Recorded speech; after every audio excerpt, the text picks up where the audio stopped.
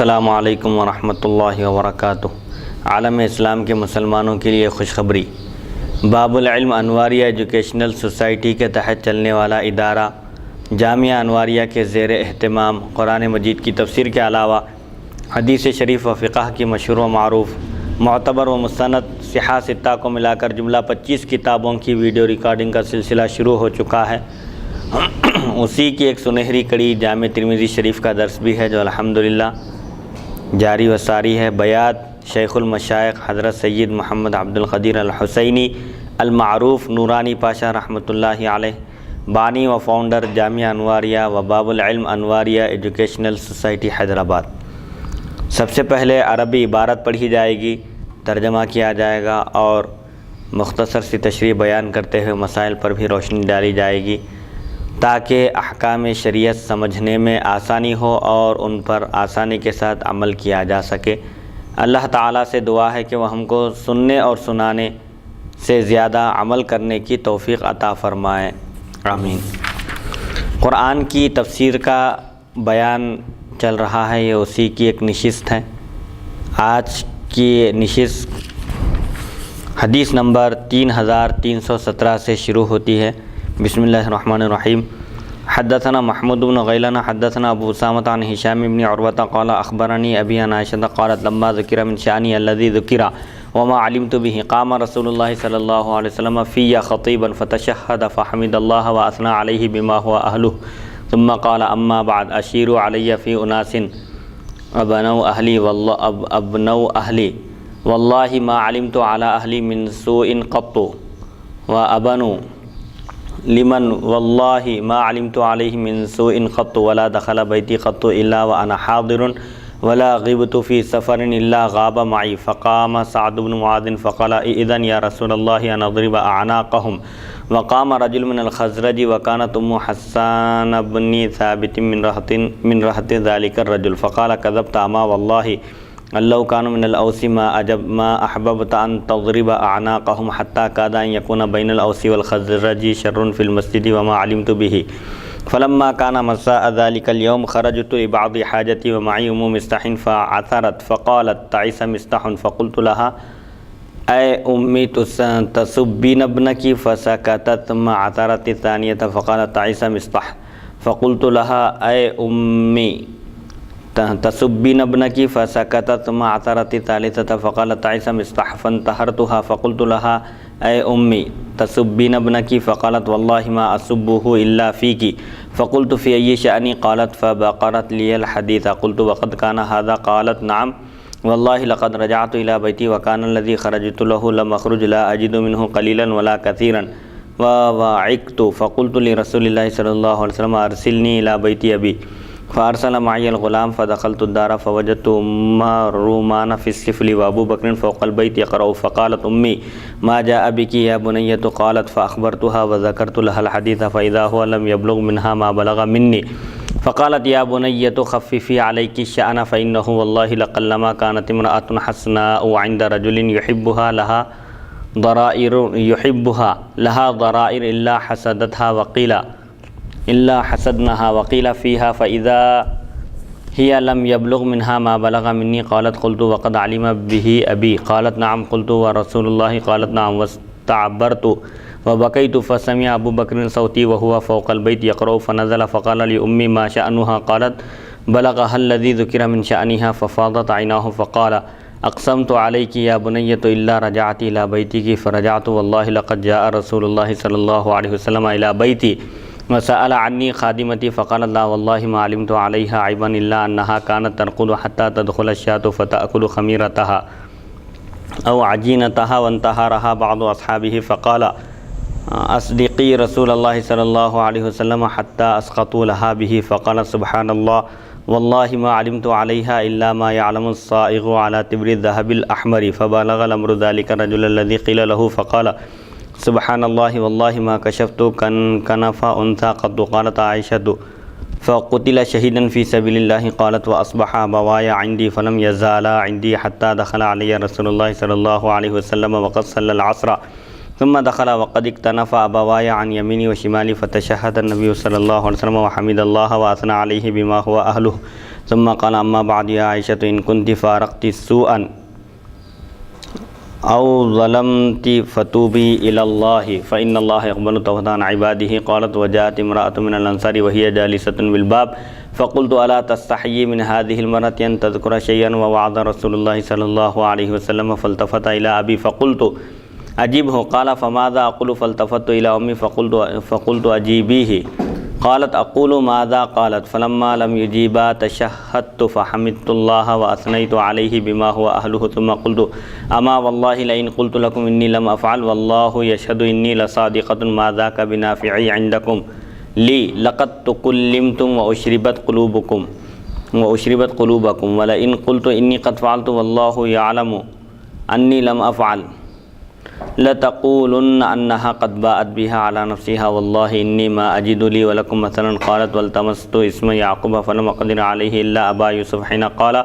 فصبر جميل والله المستعان على ما تصفون. قالت وانزل على رسول الله صلى الله عليه وسلم من ساعته فسكتنا فرفع عنه واني لاتبين السرور في وجهه وهو يمسح جبينه ويقول ابشري يا عائشة قد انزل الله براءتك. قالت فكنت أشد ما كنت غضبا فقال لي أبواي قومي إليه فقلت لا والله لا أقوم إليه ولا أحمده ولا أحمدكما ولكن أحمد الله الذي أنزل براءتي لقد سمعتموه فما أنكرتموه ولا غيرتموه. وكانت عائشة تقول أما زينب بنت ابنة جحش فعصمها الله بدينها فلم تقل إلا خيرا وأما أختها حمنة فهلكت في من هلك. وكان الذي يتكلم فيه مستح وحسان بن ثابت والمنافق عبد الله بن أبي وكان يستوشيه ويجمعه وهو الذي تولى كبره منهم وهو وحمنة. قالت فحلف أبو بكر أن لا ينفع مستحا بنافعة أبدا فأنزل الله تعالى هذه الآية ولا يأتل أولو الفضل منكم وسعة يعني أبا بكر أن يؤتوا للقربى والمساكين والمهاجرين في سبيل الله يعني مستحا إلى قوله ألا تحبون أن يغفر الله لكم والله غفور رحيم. قال أبو بكر بلى والله يا ربنا إنا لنحب أن تغفر لنا وعاد له بما كان يصنع. هذا حديث حسن صحيح غريب من حديث هشام بن عروة وقد روى يونس بن يزيد ومعمر وغير واحد عن الزهري عن عروة بن الزبير وسعيد بن المسيب وعلقمة بن وقاص الليثي وعبد الله بن عبد الله عن عائشة رضي الله عنها. هذا الحديث أطول من حديث هشام بن عروة وأتم. بسم اللہ الرحمن الرحیم. یہ ایک طویل حدیث ہے جس میں حضرت عائشہ صدیقہ رضی اللہ عنہا پر جو تہمت لگائی گئی تھی اس کا ذکر ہے. پھر براءت اللہ تعالیٰ نے آپ کی وحی کے ذریعے نازل فرمائی، اسی واقعے کی طرف اشارہ ہے. براءت کا مطلب یعنی حضرت عائشہ صدیقہ رضی اللہ عنہا پر منافقوں نے تہمت لگائی تھی. ایک جنگ کے موقع پر آپ کا ہار گم ہو گیا تھا، تو اس ہار کی تلاش میں آپ، چونکہ وہ ہار عاریتاً اپنی بہن سے لے کر آپ پہنی تھی، عاریتاً یعنی عارضی طور پر لے کر پہنی تھی، وہ ہار گم ہو گیا، جس کی وجہ سے اب ہار کی تلاش میں تھی اور قافلہ آگے بڑھ گیا. حضرت عائشہ صدیقہ رضی اللہ عنہا جیسا کہ بعض ازواج مطہرات کو حضور صلی اللہ علیہ وسلم جنگوں میں اپنے ساتھ رکھتے تھے، تو ہودج میں جو عورتوں کے لیے جو ہودج ہوتے تھے زمانے میں، جس کے اندر عورتیں بیٹھا کرتی تھی اور پردہ لگا دیا جاتا تھا پالکی کی طرح، تو اس میں حضرت عائشہ صدیقہ رضی اللہ عنہ اس میں سے اتر کر اپنے ہار کی تلاش میں نکل گئیں. اور جو ہودج اٹھانے والے تھے، پالکی اٹھانے والے تھے، انہوں نے جب قافلے کے کوچ کرنے کا وقت آیا، حکم ہوا، تو اس وقت انہوں نے پالکی اٹھائی. چونکہ حضرت عائشہ صدیقہ رضی اللہ عنہا ہلکی پھلکی تھیں، زیادہ وزن نہیں تھا آپ کا، وہ پالکی اٹھایا اور ان کو محسوس بھی نہیں ہوا کہ آپ اندر موجود ہیں یا نہیں. وہ لوگ آگے بڑھ گئے. جب حضرت عائشہ صدیقہ رضی اللہ عنہا ہار کی تلاش کرنے کے بعد جب واپس آ کر دیکھی، تو آپ کیا دیکھتی ہیں کہ قافلہ وہاں سے رخصت ہو چکا ہے. تو آپ وہیں رک گئیں، کیونکہ یہ طریقہ تھا کہ اگر جب قافلہ کہیں سے کوچ کرتا تو قافلے کے پیچھے ایک آدمی کو رکھا جاتا تھا، تاکہ وہ قافلے والوں سے اگر کوئی چیز چھوٹ جائے، کوئی چیز بھول جائیں وہ، یا ان کا سامان کچھ رہ جائے، بھول کر کوئی اگر رکھ دے تو اس کو وہ اٹھا کر لا لیتے تھے ساتھ میں سامان. تو اس وقت ایک صفوان بن معطل رضی اللہ عنہ اس کام پر مامور تھے. جب وہ قافلے کے پیچھے جب وہاں پہنچے تو انہوں نے حضرت عائشہ صدیقہ رضی اللہ عنہا کو دیکھا. تو اس وقت حضرت عائشہ صدیقہ رضی اللہ عنہا ان سے وہ قصہ بیان کی کہ ہار گم ہو گیا تھا اور قافلہ آگے بڑھ گیا ہے. تو حضرت عائشہ صدیقہ رضی اللہ عنہا کو قافلے تک پہنچا دیا آپ. اس کے بعد پھر منافقوں میں چیمے گویاں شروع ہو گئی اور انہوں نے حضرت عائشہ صدیقہ رضی اللہ عنہا پر تہمت لگائی، تو حضور اکرم صلی اللہ علیہ وسلم کو معلوم تھا کہ حضرت عائشہ صدیقہ رضی اللہ عنہا نہایت پاک دامن ہیں، ان سے ایسی غلطی اور ایسی کوئی بات ہرگز نہیں ہو سکتی، لیکن آپ نے ان کی برات اپنے الفاظ سے ظاہر اس لیے نہیں فرمائی کہ اگر حضور اکرم صلی اللہ علیہ وسلم برات ظاہر فرما دیتے تو حدیث شریف کے نام سے آگے چل کر لوگ کوئی اس کو صحیح کہتے، کوئی ضعیف کہتے، بہرحال اس میں کچھ نہ کچھ کلام کرتے تھے۔ اسی لیے اللہ تعالیٰ نے حضرت عائشہ صدیقہ رضی اللہ عنہا کی برات نازل کی وحی جلی کے ذریعے، قرآن کے ذریعے، جس کے بارے میں کسی قسم کا کوئی شک نہیں کیا جا سکتا۔ قرآن کی آیت کے بارے میں یہ نہیں کہا جا سکتا کہ یہ صحیح ہے، یہ حسن ہے، یہ ضعیف ہے، یہ صرف احادیث شریفہ کے وہ بھی راویوں کے اعتبار سے یہ حدیث کی قسمیں بنتی ہے۔ اس لیے اللہ تعالیٰ نے حضرت عائشہ صدیقہ رضی اللہ عنہا کی برات نازل فرمائی، آپ کی شان میں مسلسل اللہ تعالیٰ نے 10 آیتیں نازل فرمائی۔ سبحان اللہ، سبحان اللہ۔ تو حضرت عائشہ صدیقہ رضی اللہ عنہا کے لیے بہت بڑی فضیلت کی چیز ہے کہ قیامت تک آپ کی برات کی تلاوت کی جاتی رہے گی۔ اللہ تعالیٰ نے آپ کی برات آسمان سے وحی کے ذریعے نازل فرمائی اور آپ کی تعریف اور توصیف فرمائی، یعنی آپ کی پاک دامنی پاک دامنی قیامت تک، ہاں، کیونکہ یہ نص قطعی سے ثابت ہے کہ حضرت عائشہ صدیقہ رضی اللہ عنہا انتہائی پاک دامن ہے۔ اور پھر آپ پر جو لوگ تہمت لگائے تھے اس میں منافقوں کا جو سردار تھا عبداللہ ابن ابی، وہ سب سے آگے تھا۔ بعض سادہ لوح مسلمان بھی اس کی باتوں میں آگے تھے، جن میں حضرت حسان بن ثابت رضی اللہ عنہ بھی تھے اور ایک مستح بھی تھے اس میں۔ بہرحال اس وقت جو لوگ تہمت لگائے تھے ان پر حد جاری کی گئی، اور حضور اکرم صلی اللہ علیہ وسلم نے حضرت عائشہ صدیقہ رضی اللہ عنہا کی برات کا اعلان فرمایا۔ اب اس میں بعض باتیں انشاءاللہ ترجمے کے دوران ہم عرض کریں گے، اور کچھ باتیں اگر آ گئی تو۔ حضرت عائشہ صدیقہ رضی اللہ عنہا سے روایت ہے، فرماتی ہیں جب میرے بارے میں وہ چرچا ہوا جو کیا گیا، حضرت عائشہ صدیقہ رضی اللہ عنہا کو خبر نہیں ہے، اطلاع نہیں ہے ان کے بارے میں کیا کہا جا رہا ہے اور باہر کیسا ماحول ہے، سب کو معلوم ہے لیکن آپ کو اطلاع نہیں تھی۔ آپ کے والدین کو بھی معلوم ہو گیا ایسا کہا جا رہا ہے آپ کے بارے میں، حضور اکرم صلی اللہ علیہ وسلم کو بھی معلوم ہے، اور ہر طرف مدینہ منورہ میں یہ بات گشت کر رہی ہے لیکن آپ کو اس کی اطلاع نہیں تھی۔ اسی کے بارے میں فرماتے ہیں کہ جب میرے بارے میں اس چیز کا ذکر کیا گیا جو کیا گیا اور مجھے اس کا پتہ تک نہیں تھا، آپ کو معلوم ہی نہیں تھا کہ باہر کیا حالات ہیں اور کیا خبر گشت کر رہی ہے، تو نبی کریم صلی اللہ علیہ وسلم خطبہ ارشاد فرمانے کے لیے کھڑے ہوئے اور تشہد کے بعد اللہ تعالیٰ کی شایان شان اس کی حمد و ثنا بیان کی، پھر فرمایا اما بعد، مجھے ان لوگوں کے بارے میں مشورہ دو جنہوں نے میری اہلیہ پر تہمت لگائی۔ جو لوگ میری اہلیہ پر تہمت لگا رہے ہیں ان کے بارے میں مجھے مشورہ دو۔ صحابہ سے فرمایا اللہ کی قسم میں نے اپنے اہل میں کوئی برائی نہیں دیکھی۔ حضور اکرم صلی اللہ علیہ وسلم اللہ کی قسم کھا کر فرماتے ہیں کہ میں نے عائشہ صدیقہ رضی اللہ عنہا میں کبھی کوئی برائی نہیں دیکھی، برائی کی طرف ہرگز ان کا رجحان ایسے غلط کام کی طرف ہرگز نہیں ہو سکتا، اور قسم بخدا میں نے ان میں بھی کوئی برائی نہیں دیکھی جن کے ساتھ ان لوگوں نے انہیں متہم کیا۔ یعنی نعوذ باللہ من ذالک منافقوں نے یہ مشہور کر دیا کہ صفوان بن معطل جو صحابی قافلے کے پیچھے رہا کرتے تھے، گری پڑی ہوئی چیزیں یا قافلہ اگر کوئی چیز بھول جاتا، اپنا سامان بھول جاتا یا کوئی گم ہو جاتے، قافلے کے پیچھے رہ جاتے، تو ان کا کام ہی یہ تھا کہ اس چیز کو قافلے تک پہنچا دیں۔ تو صفوان بن معطل رضی اللہ عنہ کے ساتھ تہمت لگائے تھے، تو حضور فرمائے کہ میں اپنے اہل میں کوئی برائی میں نے آج تک ہرگز نہیں دیکھی، اور جن کے ساتھ ان کی تہمت لگائی جا رہی ہے وہ بھی انتہائی پاک دامن ہیں، متقی پرہیزگار ہیں، ان سے بھی ایسی کوئی حرکت ہرگز نہیں ہو سکتی، ان کے بارے میں بھی مجھے اطمینان ہے۔ بخدا قسم بخدا میں نے اس شخص میں بھی کوئی برائی نہیں دیکھی جن کے ساتھ ان لوگوں نے حضرت عائشہ صدیقہ رضی اللہ عنہا کو متہم کیا ہے، حضرت عائشہ صدیقہ رضی اللہ عنہا پر تہمت لگائی ہے، وہ میری عدم موجودگی میں کبھی میرے گھر نہیں آئے۔ یعنی کبھی ایسا نہیں ہوا کہ صفوان بن معطل رضی اللہ عنہ حضور اکرم صلی اللہ علیہ وسلم کے گھر میں داخل ہوئے ہوں اور حضور موجود نہ ہوں، یعنی جب بھی بلایا گیا ہے ان کو، جب بھی حاضر ہوئے ہیں، حضور اکرم صلی اللہ علیہ وسلم گھر میں موجود تھے، اور اگر کبھی میں سفر میں بھی گیا تو وہ بھی میرے ہم سفر رہے۔ یعنی جب بھی میں سفر میں گیا تو صفوان بن معطل رضی اللہ عنہ بھی سفر میں میرے ساتھ رہے، ایسا کبھی نہیں ہوا کہ میری غیر موجودگی میں میرے گھر میں داخل ہوئے ہوں یا میں سفر میں رہے جب وہ یہاں شہر میں موجود رہے ہوں اور گھر میں داخل ہوئے ہوں، ایسا نہیں ہوا۔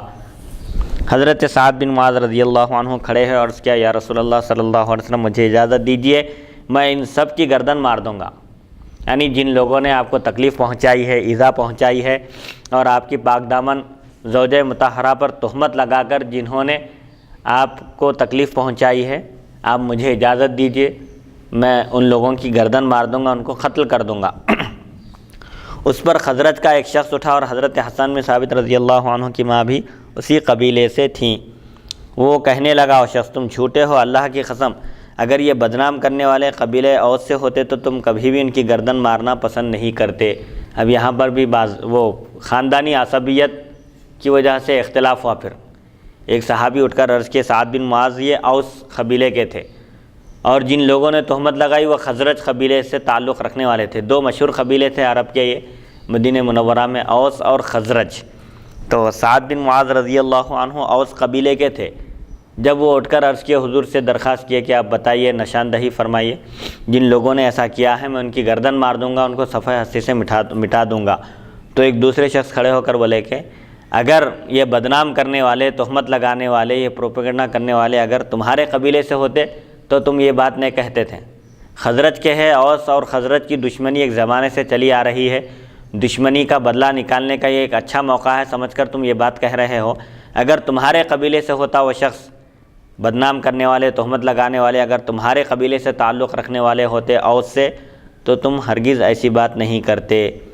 بات اس حد تک بڑھ گئی کہ قریب تھا کہ مسجد میں اوس اور خزرج کے درمیان لڑائی ہو جاتی، فساد ہو جاتا، یعنی ان دونوں کے درمیان بحث تکرار ہوئی، یہاں تک کہ نوبت لڑائی تک پہنچ گئی۔ حضرت عائشہ صدیقہ رضی اللہ عنہا فرماتی ہیں مجھے سارے واقعے کی خبر نہ ہوئی، آپ کو اطلاع ہی نہیں ہے، سب ہنگامہ ہو رہا ہے مسجد میں، باہر پورے شہر میں خبر گشت کر رہی ہے، لیکن آپ کو کسی نے اطلاع نہیں دی تھی۔ اسی شام کسی ضرورت کے لیے، جس شام یہ گڑبڑ ہوئی، یہ بات گشت کر رہی تھی، اسی شام کسی ضرورت کی وجہ سے مستح یہ ایک صحابی ہیں، یہ بھی حضرت ابو بکر صدیق رضی اللہ عنہ کے غالباً رشتہ دار ہیں یہ بھی۔ تو مستح رضی اللہ عنہ کی والدہ کے ساتھ حضرت عائشہ صدیقہ رضی اللہ عنہ کسی کام کی وجہ سے باہر نکلی، ان کا پیر پھسل گیا، مستح رضی اللہ عنہ کی والدہ کا پیر پھسل گیا تو کہنے لگی مستح ہلاک ہو۔ میں نے کہا، حضرت عائشہ صدیقہ رضی اللہ عنہ فرماتی ہیں میں نے کہا اے اماں اپنے بیٹے کو برا بھلا کیوں کہتی ہو؟ تمہارا بیٹا ہے مستح، تم اس کو بددعا کیوں دے رہی ہو؟ ہلاکت کی بددعا دینے کا مقصد کیا ہے؟ میں نے پھر کہا اچھا تو اپنے بیٹے کو برا بھلا کہتی ہو؟ تو وہ چپ ہو گئی، خاموش ہو گئی، کوئی جواب نہیں دی۔ دوبارہ پیر پھسل گیا تو پھر انہوں نے کہا کہ مستح ہلاک ہو۔ میں نے پھر کہا اے اماں اپنے بیٹے کو بددعا دیتی ہو؟ کیوں، کیا بات ہے تم اپنے بیٹے کو بددعا دیتی چلی جا رہی ہو؟ تو پھر انہوں نے کوئی جواب نہیں دیا، خاموشی اختیار کی۔ تیسری مرتبہ پھر پیر پھسل گیا تو انہوں نے کہا کہ مستح ہلاک ہو۔ اس مرتبہ حضرت عائشہ صدیقہ رضی اللہ عنہ فرماتی ہیں اس مرتبہ میں نے سختی سے کہا کہ اماں اپنے ہی بیٹے کی برائی چاہتی ہو، اپنے بیٹے کے لیے ہلاکت چاہتی ہو، اور یہ کہتی ہو کہ مستح ہلاک ہو جائے، برباد ہو جائے، ختم ہو جائے۔ تو مستح نے عرض کیا اللہ کی قسم میں تو آپ ہی کی وجہ سے اس کو برا بھلا کہتی ہوں، یعنی آپ کی وجہ سے میں اس کو ہلاکت کی بددعا دے رہی ہوں، آپ ہی کی خاطر میں اس کو کوس رہی ہوں۔ میں نے کہا میرے کس معاملے میں؟ اب تک آپ کو معلوم نہیں تھا کہ شہر میں جو خبر گشت کر رہی ہے اور آپ کے تعلق سے جو افواہ پھیلی ہوئی ہے اس کے بارے میں آپ کو اطلاع نہیں تھی، اب معلوم ہو رہا ہے۔ حضرت عائشہ صدیقہ رضی اللہ عنہ پوچھتی ہیں کہ میرے کس معاملے میں آپ مستح کو کوس رہی ہیں اور ان کو برا بھلا کہہ رہی ہیں، بددعا دیتی چلی جا رہی ہیں؟ تو انہوں نے تفصیل سے پورا واقعہ بیان کیا۔ تو میں نے کہا اچھا تو یہ سب کچھ ہوا ہے، یعنی اتنا سب کچھ ہو گیا ہے اور مجھے پتہ تک نہیں ہے؟ وہ کہنے لگی جی ہاں۔ حضرت عائشہ صدیقہ رضی اللہ عنہ فرماتی ہیں اللہ کی قسم میں گھر لوٹ آئی، گھر واپس ہوئی، اور جس کام کے لیے جا رہی تھی گویا کہ اس کے لیے گھر سے نکلی ہی نہ تھی۔ یعنی اب جب یہ معلوم ہو آپ کو تو کسی چیز کی طرف آپ کا خیال، آپ کی توجہ نہیں رہی، اور آپ کو محسوس بھی نہیں ہوا کہ آپ کس کام کے لیے گھر سے باہر نکلے تھے، کیونکہ خطرناک بات تھی جو شہر میں گشت کر رہی تھی اور آپ پر تہمت لگائی گئی تھی۔ تو آپ فرماتی ہیں کہ میں گھر واپس آ گئی، اور جس کام کے لیے جا رہی تھی گھر سے نکلی تھی باہر، گویا کہ اس کے لیے گھر سے نکلی ہی نہیں تھی۔ میں نے تھوڑا یا زیادہ کچھ نہیں پایا، مطلب جس مقصد سے، جس ضرورت سے باہر نکلے تھے اس کی طرف اب دھیان اور توجہ بالکل نہیں رہی۔ گھر پہنچنے کے بعد مجھے بخار آ گیا تو میں نے نبی کریم صلی اللہ علیہ وسلم سے عرض کیا، یا رسول اللہ صلی اللہ علیہ وسلم، مجھے آپ میرے والدین کے گھر بھیج دیجئے۔ آپ صلی اللہ علیہ وسلم نے میرے ساتھ ایک لڑکا بھیجا، یعنی ایک خادم کے ساتھ مجھے والدین کے گھر روانہ کیے۔ میں گھر میں داخل ہوئی تو ام رومان، حضرت عائشہ صدیقہ رضی اللہ عنہا کی والدہ ہیں، ام رومان رضی اللہ عنہا گھر کے نچلے حصے میں نیچے تھیں، اور حضرت ابوبکر صدیق رضی اللہ عنہ گھر کے اوپر والے حصے میں قرآن مجید کی تلاوت کر رہے تھے۔ میری والدہ نے پوچھا، بیٹی کیسے آنا ہوا،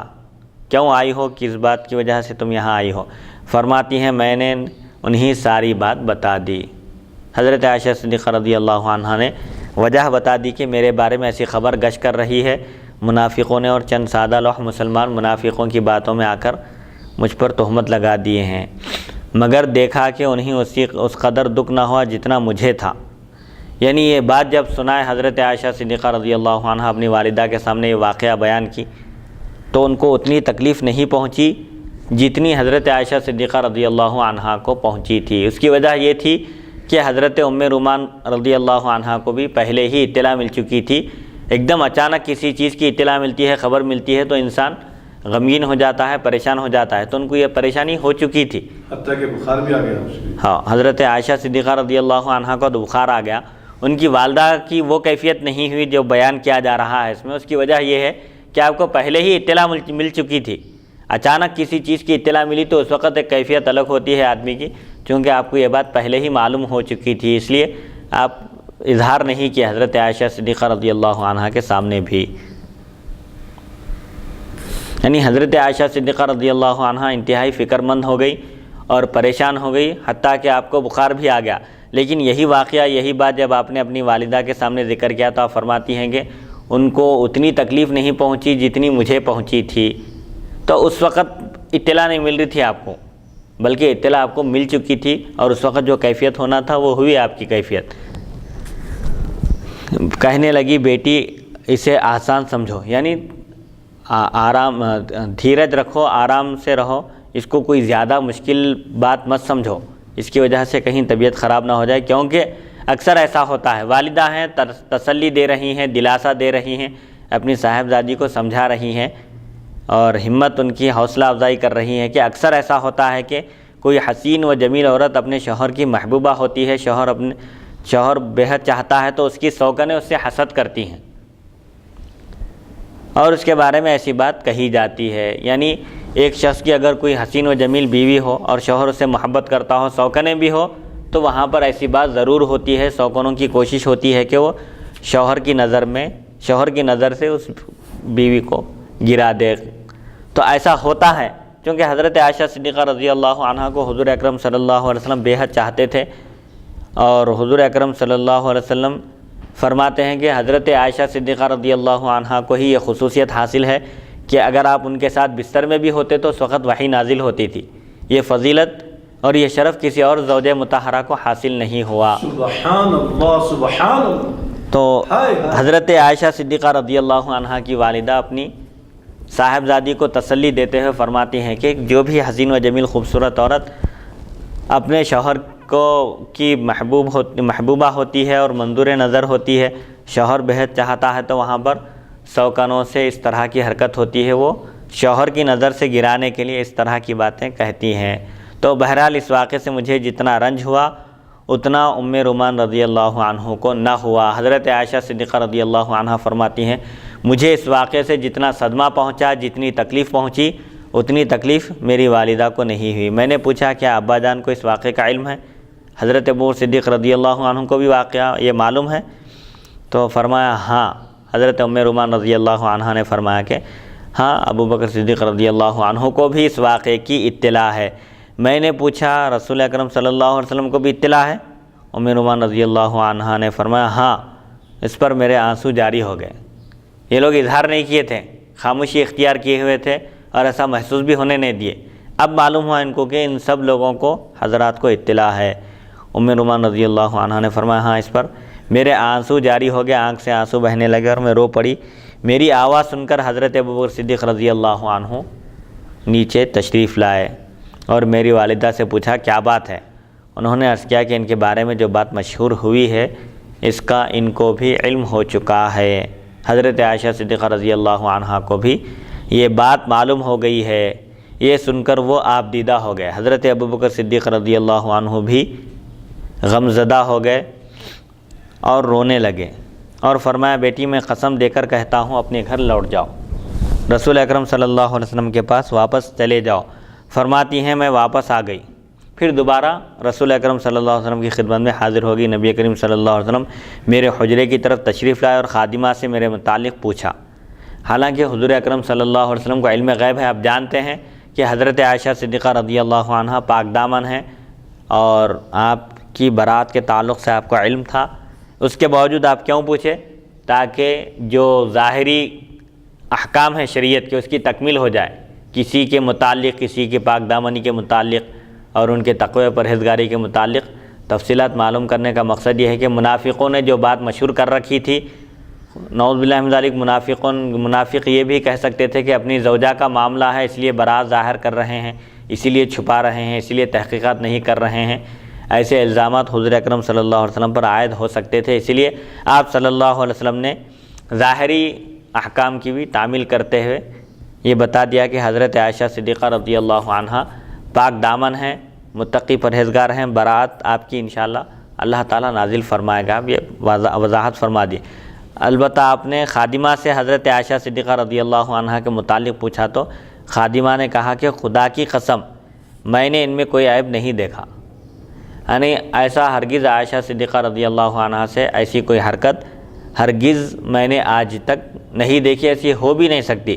البتہ کبھی ایسا ہوتا تھا کہ یہ سو جاتی تھی اور بکری آ کر ان کا گوندا ہوا آٹا کھا جاتی تھی. یعنی جب روٹی بنانا ہوتا, کم عمر تھی حضرت عائشہ صدیقہ رضی اللہ عنہا,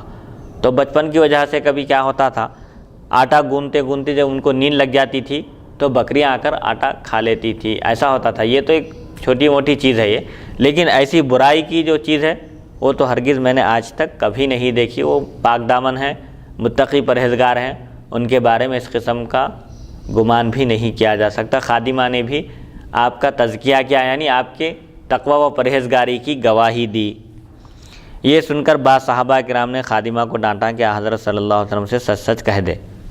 انہوں نے اسے بہت برا بھلا کہا تو کہنے لگی سبحان اللہ, قسم بخدا میں تو ان کے بارے میں وہی کچھ جانتی ہوں جو سنار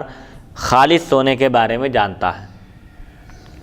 جو سادہ لوح مسلمان منافقوں کی باتوں میں آ گئے تھے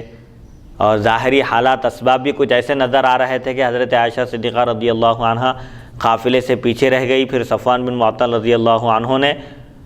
جب صفوان بن معطل رضی اللہ عنہ اس جگہ پہنچے جہاں حضرت عائشہ صدیقہ رضی اللہ عنہا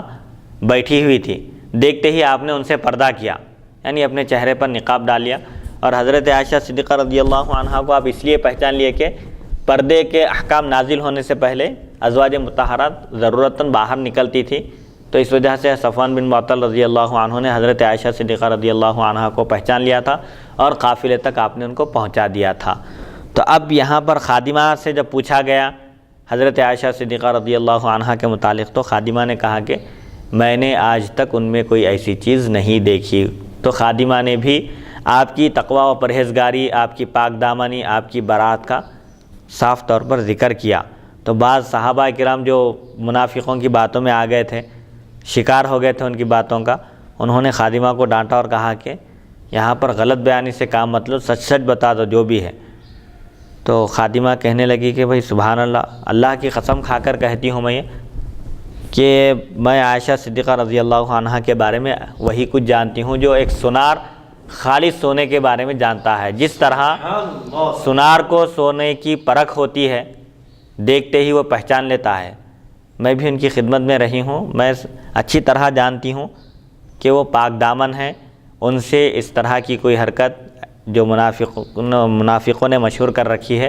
ہرگز ان سے صادر نہیں ہو سکتی,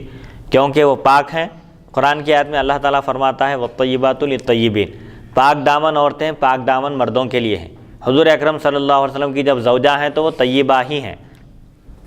تو پھر اب جب آپ کی خادمہ نے بھی آپ کے بارے میں گواہی دی, آپ کے تقوی و پرہیزگاری کی۔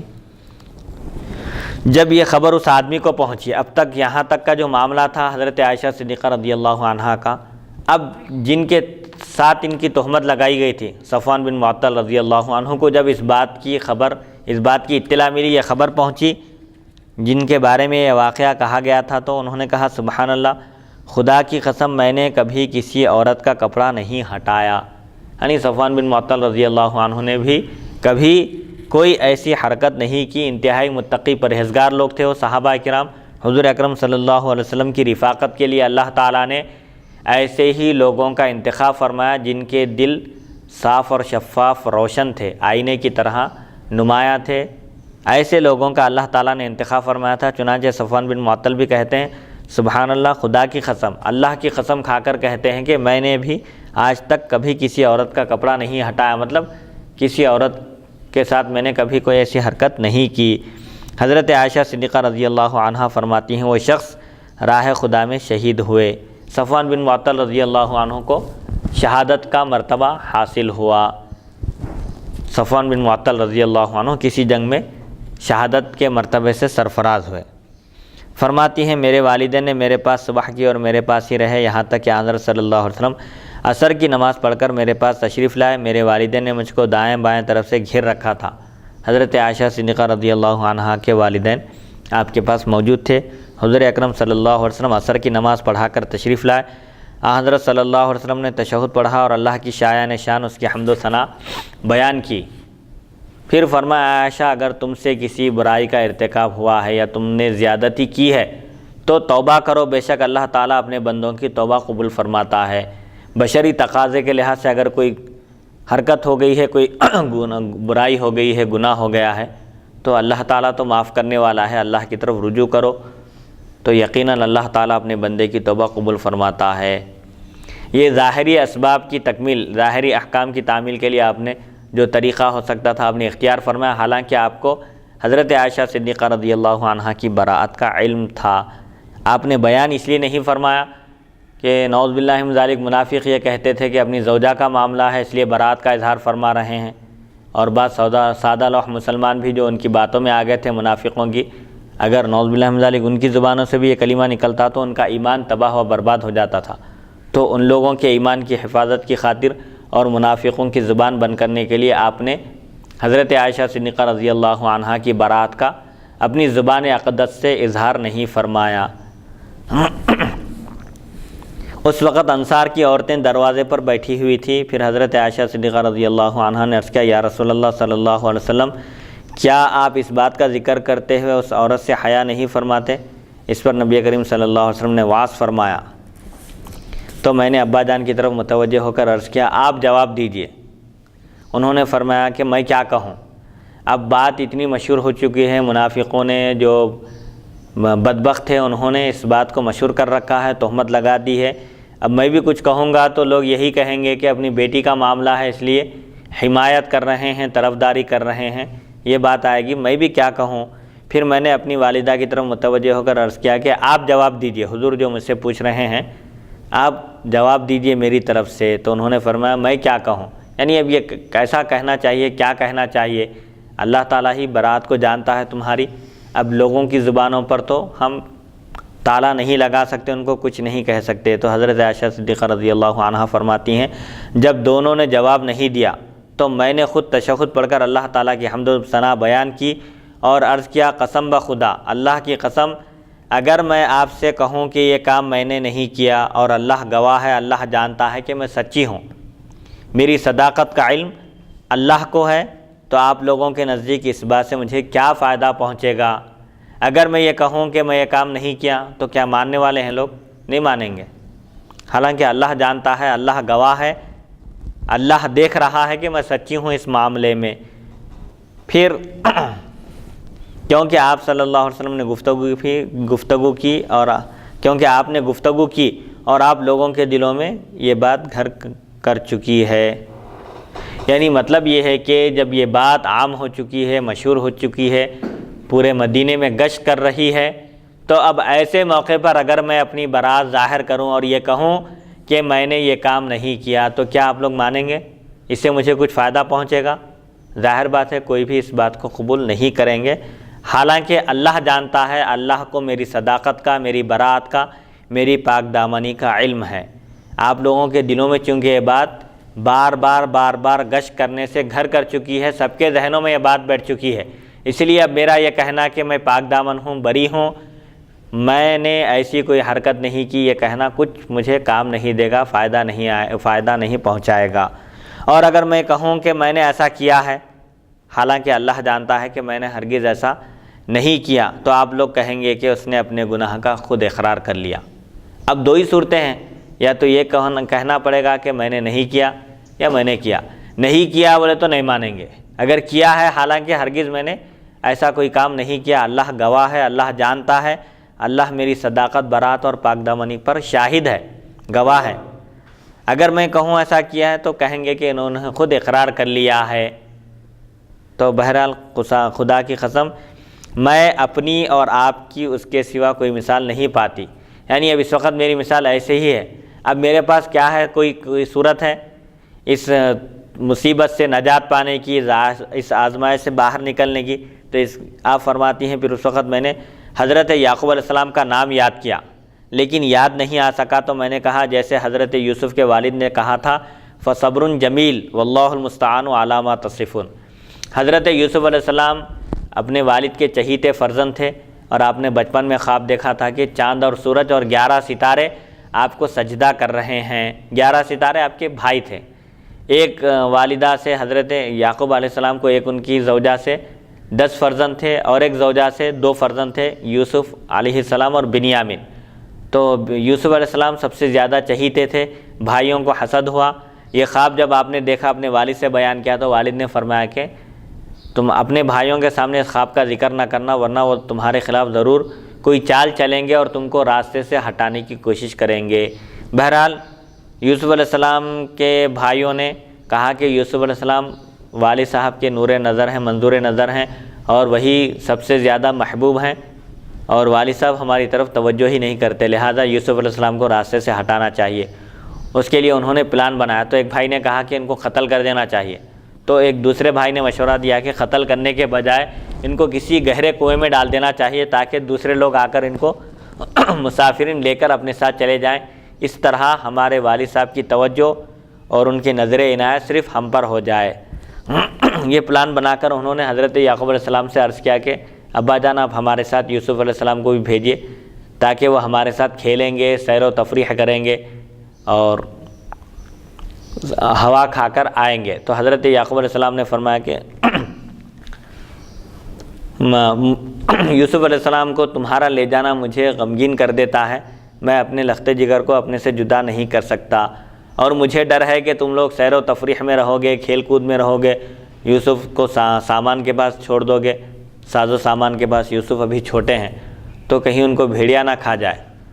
تو ان کے فرزندوں نے کہا کہ ہم ایک بڑی جماعت ہے، 11-10 بھائی ہیں، ہم پورے مضبوط طاقتور، اور بھائی کو بھیڑیا کھا جائے ایسے کیسے ہو سکتا ہے؟ اگر ایسا ہو گیا تو پھر تو ہم نقصان اٹھانے والے رہیں گے کہ 10 بھائی رہ کر بھی ایک بھائی کی حفاظت نہیں کر سکے۔ یہ کہہ کر بہرحال انہوں نے حضرت یوسف علیہ السلام کو اپنے ساتھ لیا اور چلے گئے۔ پلان کے مطابق، منصوبے کے مطابق انہوں نے حضرت یوسف علیہ السلام کو کنویں میں ڈال دیا، پھر واپس ان کا کرتا لے کر آئے، شام کے وقت، عشاء کے وقت واپس ہوئے، اور یوسف علیہ السلام کے جبے کو انہوں نے، قمیص کو خون لگایا، اور والد صاحب سے آ کر عرض کیا روتے ہوئے کہ ہم یوسف علیہ السلام کو ساز و سامان کے پاس بٹھائے تھے اور بھاگ دوڑ میں لگ گئے، ہم مسابقہ کر رہے تھے، دوڑ لگانے کی ایک اس میں کھیل میں تھے ہم، اور ان کو بھیڑیے نے کھا لیا۔ تو یعقوب علیہ السلام نے اس وقت کہا کہ قال بل سورت لکم انفسکم امرا، بلکہ یہ تمہارے نفس کے مطابق، نفس کے جو پلان تھا اس کے مطابق تم نے اپنا کام انجام دیا، اب میرے لیے فصبر جمیل، میرا معاملہ تو صبر جمیل ہے، اب صبر کرنا ہے اور اللہ ہی سے مدد طلب کرنا ہے۔ جو کچھ تم بیان کر رہے ہو، یعنی تم جو بیان کر رہے ہو کہ یوسف علیہ السلام کو بھیڑیا کھا گیا، آپ وہ قمیص دیکھ کر کہتے ہیں کہ کیسا عجیب بھیڑیا ہے، یوسف کو تو کھا گیا لیکن قمیص کو کوئی نقصان نہیں پہنچایا۔ حالانکہ بھیڑیا کھایا اگر کسی انسان کو کھا لے تو اس کے کپڑے پھٹ جاتے ہیں، جگہ جگہ سے کپڑوں کے ٹکڑے الگ ہو جاتے ہیں، لیکن یہ قمیص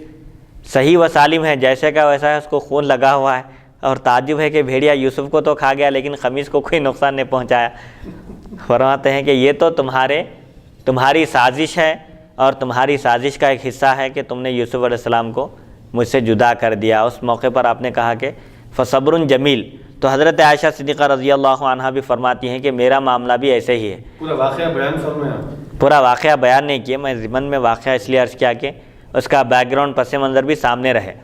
تو یعقوب علیہ السلام جو کہے تھے، میں بھی وہی کہوں گی، بلکہ حضرت عائشہ صدیقہ رضی اللہ عنہا فرماتی ہیں فصبر جمیل، اس موقع پر اپنی برات کا اظہار کرنا یا کسی چیز کا اقرار کرنا، حالانکہ کوئی غلطی ہوئی ہی نہیں تو اس کا اقرار کیوں کرنا، اور پھر برات کا اظہار کریں گے پاک دامنی کا، وہ بھی ماننے کے لیے تیار نہیں ہیں لوگ۔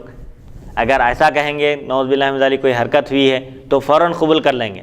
اور اگر کہیں گے نہیں ہوئی ہے تو چونکہ دلوں میں بات گھر کر چکی ہے، بیٹھ چکی ہے، بار بار ذہنوں کے سامنے دہرانے سے وہی بات ذہنوں میں، دماغوں میں، دلوں میں بیٹھ چکی ہے، اب اس کو کا ازالہ، اس کو دور کرنا مشکل ہے۔ اسی لیے بس صبر جمیل اختیار کرنا ہے، یعنی جزا فضا نہیں کرنا، اللہ کی آزمائش اور اس کی جانب سے پہنچی ہوئی مصیبت پر صبر کرنا اور اللہ ہی سے مدد طلب کرنا ہے۔ لوگ بیان کر رہے ہیں منافقوں کی باتوں میں آ کر، منافقوں کو تو موقع ملنا تھا،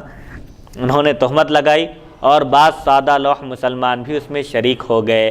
اب یہ جو بیان کرنے والے بیان کر رہے ہیں اس سلسلے میں اللہ تعالیٰ ہی کی طرف رجوع ہونا ہے، اللہ ہی سے مدد طلب کرنا ہے۔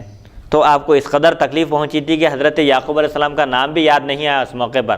تو آپ فرماتی ہیں کہ اب میرا معاملہ ایسا ہی ہو گیا ہے جیسے یعقوب علیہ السلام نے فرمایا تھا کہ فصبر جمیل،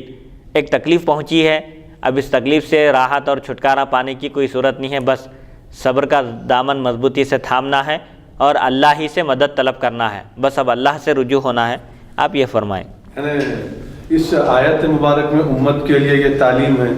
اور حضرت عائشہ صدیقہ رضی اللہ عنہا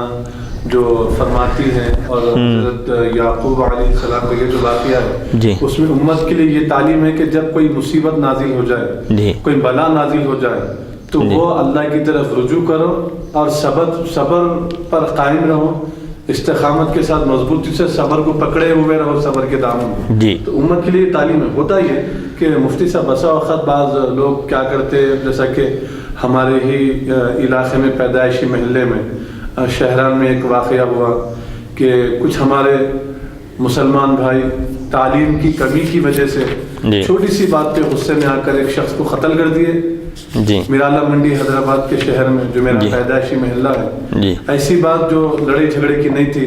لیکن کیونکہ تعلیم کی کمی ہے، اس تعلیم کی کمی کی وجہ سے وہ لوگ جو ہے آ کر وہ ایک مسلمان بھائی کو اپنے قتل کر دیے ہیں۔ تو اس کے بدلے میں، اس کے عوض میں شریعت میں اس کی اجازت جو ہے بدلہ لینے کی، لیکن بہتر یہ ہے جو قرآن کی تعلیم ہے، انبیاء کی یہ جو واقعہ ہے، بی بی عائشہ رضی اللہ عنہ جو عرض کر رہی ہیں کہ اپنا معاملہ کو اللہ کے حوالے کرو اور صبر کرو، یعنی صبر کے دامن کو پکڑ لو۔ اور صبر ایک ایسی چیز ہے جس کا اجر و ثواب بے اندازہ ہے، ہر ایک نیکی کا ایک ثواب متعین ہے، ایک نیکی کرو گے تو 10 گنا ثواب ملے گا، لیکن صبر کے بارے میں اللہ تعالیٰ ارشاد فرماتا ہے انما یوفی الصابرون اجرہم بغیر حساب، سوائے اس کے کچھ نہیں کہ صبر کرنے والوں کو ان کا اجر بے حساب، بے اندازہ عطا کیا جائے گا۔ اس لیے صبر بڑی اہم چیز ہے، صبر کا دامن مضبوطی سے تھامنا چاہیے۔ ایسے مسائل آتے رہتے ہیں، یہ ایک تہمت کا واقعہ بول کے نہیں بلکہ کسی بھی قسم کی تکلیف مومن کو پہنچائی جا سکتی ہے، تو ایسے موقع پر ہر ایک مومن کو یہ طریقہ اختیار کرنا چاہیے کہ وہ صبر جمیل اختیار کرے، اپنی برات کا بھی اظہار کرے، خاموشی اختیار نہ کرے، بلکہ جہاں پر بولنے کی ضرورت ہے بولے، لوگ نہ مانے تو اللہ کے حوالے کر دے، صبر جمیل اختیار کرے اور اللہ ہی سے مدد طلب کرے، اللہ کی طرف رجوع رہے۔ حضور اکرم صلی اللہ علیہ وسلم کو بھی جب کوئی مشکل معاملہ پیش آ جاتا، کوئی مصیبت آ جاتی تو فوراً آپ نماز کی طرف متوجہ ہوتے تھے، اللہ کی بارگاہ میں رجوع ہوتے تھے آپ۔ تو بہرحال حضرت عائشہ صدیقہ رضی اللہ عنہا فرماتی ہیں کہ اب میری مثال اور تم لوگوں کی مثال ایسی ہی ہے جیسے حضرت یعقوب علیہ السلام کی اور ان کے فرزندوں کی۔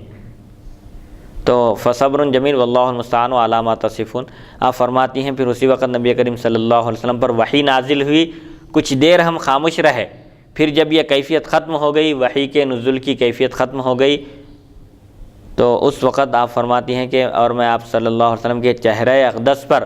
خوشی کے آثار دیکھ رہی تھی، آپ مسکرا رہے تھے، وحی نازل ہوئی، آپ کے چہرہ اقدس سے خوشی کے آثار، خوشی کی نشانیاں ظاہر ہوئی، آپ صلی اللہ علیہ وسلم پیشانی کو پہنچ رہے تھے۔ وحی جب نازل ہوتی تھی تو اس قدر شدت ہوتی تھی وحی کی، حضرت عائشہ صدیقہ رضی اللہ عنہا فرماتی ہیں سخت سردی کے موسم میں بھی اگر وحی نازل ہوتی تو حضور اکرم صلی اللہ علیہ وسلم کی جبین اقدس سے پسینہ بہنے لگتا تھا۔ وحی کی شدت ناقابل برداشت ہوتی تھی۔ اگر اونٹ پر سوار ہوتے اور وحی نازل ہوتی تو اس تکلیف کو اونٹ برداشت نہیں کر سکتا اور بیٹھ جاتا تھا۔ اگر کسی صحابی کے زانوں پر آپ سر انور رکھ کر آرام فرمائے ہوتے اور وحی نازل ہوتی تو صحابی ایک بیان کرتے ہیں کہ وحی نازل ہونے لگی تو مجھے ایسا محسوس ہونے لگا کہ میرا پیر اب میرے جسم سے جدا ہو جائے گا، الگ ہو جائے گا۔ وہ ایک قسم کی تکلیف انتہائی شدت ہوتی تھی جو صرف حضور اکرم صلی اللہ علیہ وسلم کا قلب انور ہی جس کو برداشت کر سکتا تھا۔ اسی لیے قاف والقرآن المجید کی تفسیر میں یعنی قسم ہے بزرگی والے قرآن کی، قاف کے بارے میں مفسرین کرام فرماتے ہیں کہ قاف سے اللہ تعالیٰ نے قوت قلب محمد صلی اللہ علیہ وسلم کی قسم کھائی، یعنی قسم ہے حضور اکرم صلی اللہ علیہ وسلم کے قلب مبارک کی طاقت کی، جو اس مقدس کلام کو برداشت کرنے کی طاقت رکھتا ہے۔ اگر اس قرآن کو ہم پہاڑوں پر نازل کرتے تو پہاڑ ریزہ ریزہ ہو جاتے تھے اللہ تعالیٰ کے خوف اور اس کی خشیت سے۔ سبحان پہاڑ، جن پہاڑوں کو زمین کا بیلنس قائم رکھنے کے لیے اللہ تعالیٰ نے زمین پر بنایا ہے، ایسے پہاڑوں کے بارے میں فرماتا ہے کہ قرآن مجید ایک ایسا کلام ہے اگر ہم اس کو پہاڑوں پر بھی نازل کرتے، حالانکہ جو پہاڑ زمین کا بیلنس ہے، زمین کو سنبھالنے کے لیے پیدا کیے گئے ہیں، ایسے پہاڑ بھی برداشت نہیں کر سکتے، لیکن یہ حضور اکرم صلی اللہ علیہ وسلم کے قلب اطہر کی قوت اور طاقت ہے کہ جو اس کلام کو برداشت کر سکتا ہے۔ تو بہرحال حضور اکرم صلی اللہ علیہ وسلم اپنے چہرے انور سے پسینہ پوچھ رہے تھے اور فرما رہے تھے کہ خوش ہو جاؤ اے عائشہ صدیقہ رضی اللہ عنہا، خوشخبری ہے تمہارے لیے، اللہ نے ساتوں آسمان سے تمہاری برات نازل کی ہے، پاک دامنی کا اظہار فرمایا، قیامت تک کے لیے یہ نص قطعی سے ثابت ہو چکے ہیں۔ حضرت عائشہ صدیقہ رضی اللہ عنہا کی پاک دامنی، حضرت عائشہ صدیقہ رضی اللہ عنہا سے فرماتے ہیں تمہیں خوشخبری ہو، بشارت ہو، اللہ تعالیٰ نے تمہاری برات نازل کر دی، اور یہ ایک جو طوفان جو آیا تھا تہمت کا اور جو منافق تھے اللہ تعالیٰ نے ان کو رسوا کر دیا اور اس طوفان کو تھما دیا، تمہاری برات نازل کر دی۔ حضرت عائشہ صدیقہ رضی اللہ عنہا فرماتی ہیں میں انتہائی غصے میں تھی، میرے والدین نے فرمایا اے عائشہ رضی اللہ عنہا رسول اللہ صلی اللہ علیہ وسلم کی طرف اٹھو، یعنی حضور اکرم صلی اللہ علیہ وسلم کا شکریہ ادا کرو کہ آپ کے طفیل اللہ تعالیٰ نے تمہاری برات نازل کی۔ اس وقت آپ کو غصہ تھا کہ والدین ہیں، کوئی میری طرف سے کوئی لفظ نہیں بول رہے ہیں، اور حضور اکرم صلی اللہ علیہ وسلم کو جو غلط باور کرایا گیا، آپ بھی یہ سمجھ رہی تھی کہ حضور اکرم صلی اللہ علیہ وسلم بھی منافقوں کی اور سادہ لوح مسلمان جو منافقوں کی سازش کا شکار ہو گئے تھے، آپ بھی ان کی بات قبول کر لیے ہیں، ایسا آپ محسوس کر رہی تھی، اس لیے آپ غصے میں تھی۔ تو حضرت عائشہ صدیقہ رضی اللہ عنہا سے کہا گیا کہ حضور اکرم صلی اللہ علیہ وسلم کی طرف اٹھو اور آپ کا شکریہ ادا کرو، تو آپ فرماتی ہیں اللہ کی قسم، میں نے کہا اللہ کی قسم نہ میں تو حضور کی طرف اٹھوں گی اور نہ ہی آپ کی تعریف کروں گی، اور تمہاری بھی تعریف نہیں کروں گی، بلکہ اللہ کی تعریف کروں گی جس نے میری برات نازل کی۔ آپ لوگ میری بات کا یقین نہیں کیے، کیونکہ ایک فطری تقاضا ہوتا ہے، بشری تقاضے کے لحاظ سے جب انسان کو تکلیف پہنچتی ہے اور انتہائی قریب رہنے والے لوگ بھی اس موقع پر، کیونکہ ماحول ایسا ہو چکا تھا کہ اگر حضور اکرم صلی اللہ علیہ وسلم اپنی زبان سے آپ کی برات کا اظہار کرتے تو منافقین اور شور مچاتے اور کہتے کہ اپنی اہلیہ کا معاملہ ہے، اسی لیے یہاں پر پاک دامنی کا اظہار کر رہے ہیں، نعوذ باللہ من ذالک، ایسی چیم گویاں ہو سکتی تھی۔ اسی لیے حضور اکرم صلی اللہ علیہ وسلم نے خاموشی اختیار فرمائی اور وحی کا آپ نے انتظار فرمایا کہ وحی کے ذریعے ان کی پاک دامنی کا اظہار کیا جائے تاکہ سب کی زبانیں بند ہو جائیں۔ مسلمان تو حضور اکرم صلی اللہ علیہ وسلم اگر فرماتے تو لوگ گردن جھکا دیتے اور آپ کی بات تسلیم کر لیتے تھے، لیکن جو منافق تھے ان لوگوں کی زبان بند کرنا تھا، اور اگر حضور اکرم صلی اللہ علیہ وسلم اپنی زبان سے برات کا اظہار فرماتے زبان اقدس سے تو وہ حدیث ہو جاتی تھی، اور حدیث کے بارے میں آگے چل کر کلام ہوتا، کوئی صحیح کہتے، کوئی حسن کہتے، کوئی ضعیف کہتے، کوئی موضوع کہتے۔ بہرحال اس قسم کے یہ احتمالات، یعنی اس قسم کا امکان موجود تھا، اس لیے اس امکان کو بھی ختم کر دیا گیا۔ ڈائریکٹ نص قطعی کے ذریعے، قرآن مجید کے ذریعے، جس کا ایک ایک لفظ یقین سے پر ہے اور اس کا انکار کرنے والا کافر ہے۔ یہ بات قطعی فیصلے کی ہے، اسی لیے اللہ تعالیٰ نے قرآن مجید کے ذریعے، نص قطعی کے ذریعے اور قیامت تک باقی رہنے والے کلام کے ذریعے حضرت عائشہ صدیقہ رضی اللہ عنہا کی برات، پاک دامنی اور آپ کے تقوی و پرہیزگاری کی گواہی دی۔ تو حضرت عائشہ صدیقہ رضی اللہ عنہا فرماتی ہیں چونکہ اب قریبی لوگ ہیں، حضور اکرم صلی اللہ علیہ وسلم شوہر ہیں اور والدین ہیں، وہ لوگ خاموش ہیں اور منافقوں کی کسی بات کا جواب نہیں دیتے، اس لیے آپ کو غصہ آ گیا، تو آپ فرماتی ہیں کہ جب اللہ تعالیٰ نے میری برات نازل کی ہے تو میں اسی کی طرف رجوع ہوئی، اسی کی تعریف کروں گی، میں اسی کا شکریہ ادا کروں گی، اللہ کی تعریف کروں گی جس نے میری برات نازل فرمائی۔ آپ لوگوں نے اسے سن کر نہ تو اس کا انکار کیا اور نہ ہی اسے بدلا۔ آپ لوگوں کا کام تھا جب یہ بات آئی سامنے تو انکار کر دینا تھا، زجر و توبیخ سے کام لینا تھا، ڈانٹنا تھا، ان کو منع کرنا تھا اور ان کو جواب دینا تھا۔ حضرت عائشہ صدیقہ رضی اللہ عنہ فرماتی تھیں زینب بنت جحش کو اللہ تعالیٰ نے ان کے دین کی وجہ سے بچا لیا اور انہوں نے کوئی غلط بات نہیں کہی۔ حضرت زینب بنت جحش رضی اللہ عنہا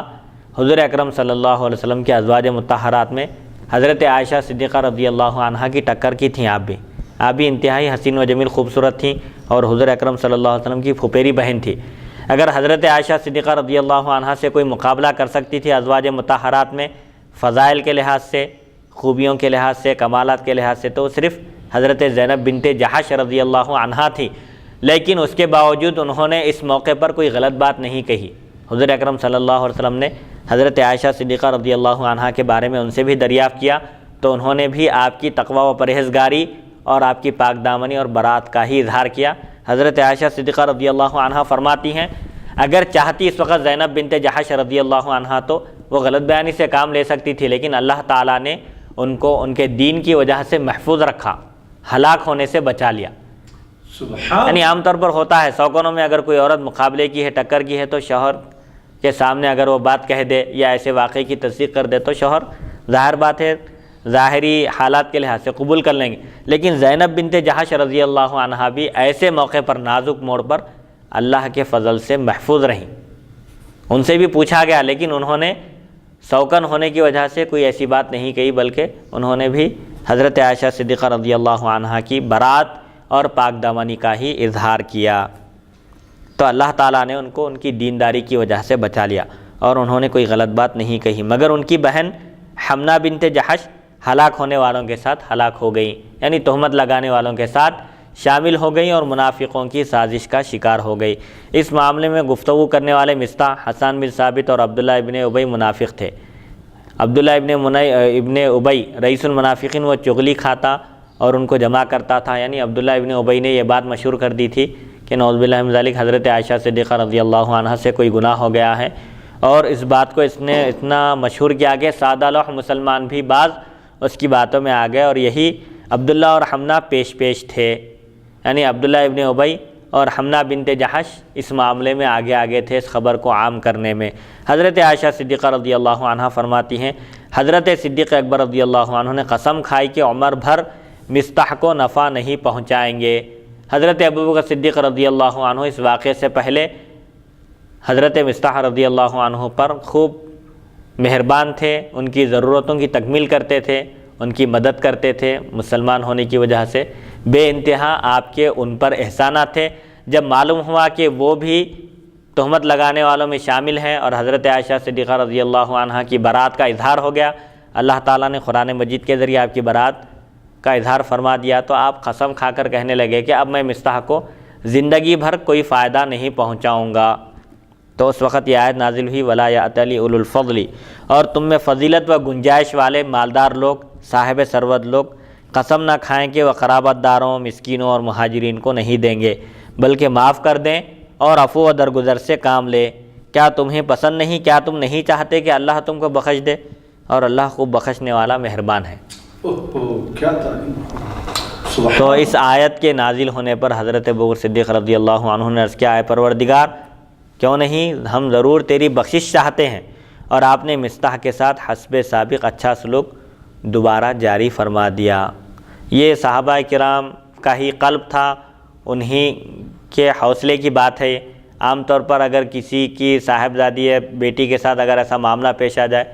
تو بشری تقاضے کے لحاظ سے کوئی بھی برداشت نہیں کرتا، لیکن صحابہ کرام کا معاملہ دیکھیے، جب قرآن میں ان کو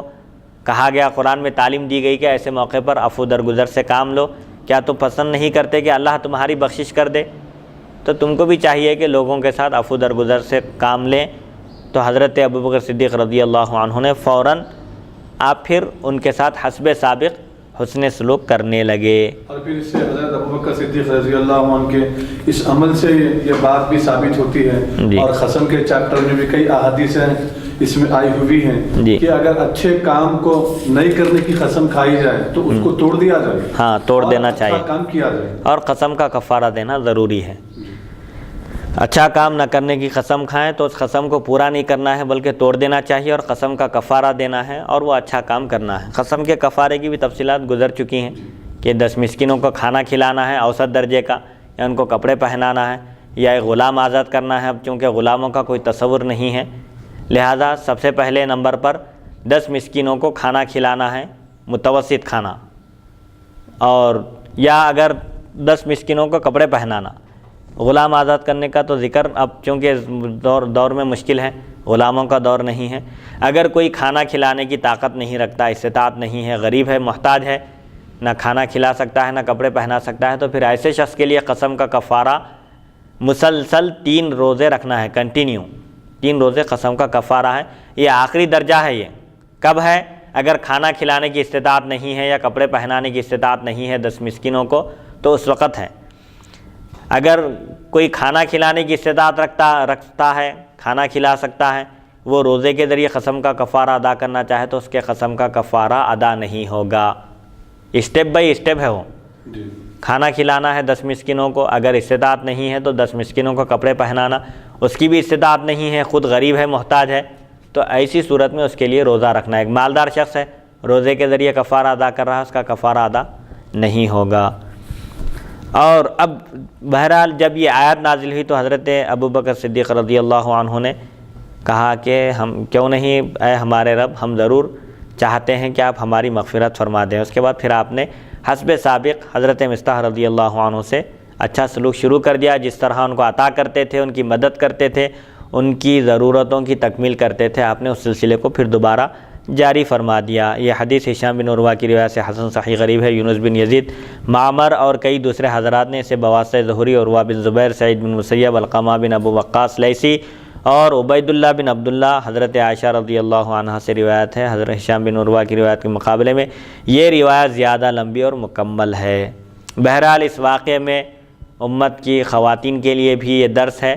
کہ وہ حضرت عائشہ صدیقہ رضی اللہ عنہا کے طرز عمل کو اور آپ کے اخلاق کو اپنائیں کہ ایسے حالات میں عام طور پر عورتیں برداشت نہیں کر سکتی، خاص طور پر تہمت کو، لیکن ایسے موقع پر بھی حضرت عائشہ صدیقہ رضی اللہ عنہا نے صبر کے دامن کو مضبوطی سے تھامے رکھا، اور آپ سچی تھیں، اس لیے اللہ تعالیٰ نے آپ کی برات اور آپ کی پاک دامنی کا قرآن مجید میں اظہار فرمایا، اور مسلسل 10 آیتیں آپ کی شان میں نازل ہوئی۔ دیگر ازواج مطہرات کے مقابلے میں آپ کی ایک خوبی اور ایک فضیلت اور ایک کمال یہ بھی ہے کہ اللہ تعالیٰ نے آپ کی برات قرآن مجید میں نازل فرمائی، اور کثرت سے مسلسل 10 آیتیں آپ ہی کی شان میں نازل ہوئی ہیں۔ سبحان اللہ سبحان اللہ۔ لیکن مفتی صاحب اس واقعے سے میں جو ہے یہ سوال آپ کی خدمت میں عرض کر رہا ہوں، اس میں سے تھوڑی میری اصلاح فرمائیے، رہنمائی فرمائیے آپ کے جی۔ بعض عورتیں یا بعض مرد، کیونکہ یہ بات تو ہے کہ حضور اکرم صلی اللہ علیہ وسلم کی شان میں ادنا سی گستاخی، ادنا سی بے ادبی ہم جو سنتے ہیں جی، وہ یہ ہے کہ انسان اسلام سے خارج ہو جاتا ہے، مرتد ہو جاتا ہے، کافر ہو جاتا ہے، اور وہ شخص کافروں سے بدتر ہو جاتا ہے۔ جی، لیکن حضرت عائشہ صدیقہ رضی اللہ عنہ کا نعوذ باللہ ایسا نہیں ہے، لیکن ظاہری طور پر ایسا سمجھ میں آ رہا ہے کہ حضرت ابوبکر صدیق رضی اللہ عنہ اور آپ کی حضرت عائشہ رضی اللہ عنہ کی والدہ دونوں نے جب قرآن مجید کی جب آیتیں نازل ہوئی ہیں، نازل ہونے کے بعد جب حضور اکرم صلی اللہ علیہ وسلم جو ہے خوشی کا اظہار فرمائیں، آپ کے رخسار مبارک جو ہے خوشی کے آثار آپ کے رخسار مبارک پر ظاہر ہو گئے، اور حضور صلی اللہ علیہ وسلم ارشاد فرماتے ہیں اے عائشہ، اللہ نے قرآن میں تمہاری براعت کا اور پاک دامنی کا جو ذکر ہے اللہ نے قرآن میں جو ہے نازل فرما دیا ہے وحی کے ذریعے۔ تو آپ کی والد اور والدہ یعنی حضرت ابو بکر صدیق رضی اللہ عنہ اور آپ کی اہلیہ حضرت عائشہ رضی اللہ عنہا سے عرض کرتی ہیں، جاؤ حضور فرماتی ہیں صلی اللہ علیہ وسلم سے شکریہ ادا کرو حضور اکرم صلی اللہ علیہ وسلم۔ تو آپ ناراض ہو گئے، آپ نہیں گئے، میں حضور کا کیوں شکریہ ادا کروں؟ جب خدا نے میری برات جو ہے نازل کی تو میں خدا کی جو ہے تعریف کروں گی، اس کی بارگاہ میں جو ہے شکرانہ ادا کروں گی، بلکہ آپ جو ہے ناراض ہو کر چلی گئی ہیں۔ تو یعنی عموماً جو فطری طور پر ہم جو سنتے ہیں محدثین سے، علماء کرام سے، کہ جب گھر میں کسی کا انتقال ہو جاتا ہے یا کسی عورتوں کے مرد کا یا شوہر کا انتقال ہو جاتا ہے کسی عورت کے، یا اس کے بیٹے کا انتقال ہو جاتا ہے یا بیٹی کا انتقال ہو جاتا ہے، یا کاروبار میں خطرناک نقصان ہو جاتا ہے، تو فطری طور پر جو ہے مطلب غصے کے عالم میں جو ہے نعوذ باللہ اللہ تبارک و تعالیٰ سے جو ہے ایسا خطرناک گلا شکوہ کرتی ہیں کہ انسان دار اسلام سے خارج ہو جاتا ہے۔ جیسا کہ یا اللہ نعوذ باللہ یہ بولتی ہیں عورتیں کہ یا اللہ ہم اس ملے تھے تیرے کو تکلیفوں کے لیے، نعوذ باللہ ایذا اور تکلیفیں پہنچانے کے لیے، وہ دوسرے ان کو تو خود دے رہا ہے، تو ہم سے چھین لیا ہے۔ اس قسم کی جو باتیں اسلام جو ہے اس سے ایمان نکل جاتا ہے۔ ان کے علماء کرام اس میں یہ فرماتے ہیں، اور حضور اکرم صلی اللہ علیہ وسلم کی طرف جب رجوع کرنے کے لیے، آپ کا شکریہ ادا کرنے کے لیے حضرت عائشہ رضی اللہ عنہا سے فرمایا گیا، تو حضرت عائشہ رضی اللہ عنہا جو ہے آپ کے پاس جو ہے نہیں گئی اور شکریہ ادا نہیں کی، بلکہ وہی عرض کی کہ میں تو اس خدا کا شکریہ ادا کروں گی جس نے جو ہے وحی نازل فرمائی اور میری برات کا ذکر کیا قرآن۔ جی ہاں، پہلی بات تو اس میں یہ ہے کہ دیکھیں حضرت عائشہ صدیقہ رضی اللہ عنہا انتہائی غصے میں تھی، اور آپ کا یہ غصہ بجا تھا۔ فطری طور پر ایک پاک دامن عورت ہے، جب اس پر تہمت لگائی جاتی ہے تو وہ برداشت نہیں کر سکتی۔ یہ تو حضور اکرم صلی اللہ علیہ وسلم کی زوجہ مطہرہ ہیں، حضرت ابوبکر صدیق رضی اللہ عنہ کوئی صاحبزادی ہیں، انتہائی متقی پرہیزگار۔ اگر یہ بے ادبی شمار ہوتی تو حضور اکرم صلی اللہ علیہ وسلم ان کو تنبیہ فرماتے، اور ان کے والدین بھی ان کو ڈانٹتے اور آگاہ کر دیتے کہ اس طرح کا معاملہ کرنا یا اس طرح کی گفتگو کرنا بالکل درست نہیں ہے۔ تو فطری اعتبار سے انہوں نے یہ کہا، یا کسی قسم کی کوئی گستاخی نہیں ہے، یہ بشری تقاضے کے لحاظ سے انسان کا جو فطری مزاج ہوتا ہے، فطری امر جو ہوتا ہے یعنی نیچرلی، اس لحاظ سے حضرت عائشہ صدیقہ رضی اللہ عنہا کی جگہ اور کوئی اور دوسری زوجہ مطہرہ ہوتی، یا اس زمانے میں کوئی اور عورت ہوتی اس کے ساتھ اس طرح کا معاملہ پیش آتا تو بھی وہ بھی وہی کرتی تھی۔ تو حضور اکرم صلی اللہ علیہ وسلم کا یہاں پر انکار نہ کرنا اور ان سے یہ نہ کہنا کہ تم نے بے ادبی کی ہے، گستاخی کی ہے، یہ خود اس بات کی واضح دلیل ہے کہ حضرت عائشہ صدیقہ رضی اللہ عنہا سے جو یہ منقول ہے، مروی ہے کہ میں آپ کی طرف نہیں اٹھوں گی، یہ فطری اعتبار سے ہے، اس میں کسی قسم کی کوئی بے ادبی نہیں ہے، بلکہ انہوں نے اپنی فطرت کا اظہار کیا ہے کہ حضور اکرم صلی اللہ علیہ وسلم، آپ یہ سمجھیے کہ بھئی حضور اکرم صلی اللہ علیہ وسلم یہ گفتگو سننے کے بعد آپ منع فرمانا تھا، روک دینا تھا، اس طرح کی قسم کی گفتگو کا انکار کر دینا تھا۔ حضور اکرم صلی اللہ علیہ وسلم انکار بھی کیے، جیسا کہ اس میں ذکر آیا کہ حضور اکرم صلی اللہ علیہ وسلم فرماتے ہیں کہ میں نے اپنی اہلیہ میں، اپنی زوجہ میں کبھی کسی قسم کی کوئی برائی نہیں دیکھی۔ انبیاء کے ازواج مطہرات خاص طور پر فحش سے، زنا سے محفوظ ہوتی ہیں، یہ بہت بڑا عیب ہے۔ ایک نبی کی بیوی کافر ہو سکتی ہے لیکن فاحشہ نہیں ہو سکتی، جیسا کہ حضرت لوط علیہ السلام اور حضرت نوح علیہ السلام دونوں کی زوجہ، دونوں کی بیویاں کافر تھیں، تو کفر اتنا قبیح نہیں ہے جتنا کہ زنا ہے۔ تو انبیاء کی ازواج مطہرات اس قسم کی غلط حرکتوں سے انتہائی پاک ہوتی ہیں۔ تو حضرت عائشہ صدیقہ رضی اللہ عنہا کا اس طرح اظہار کرنا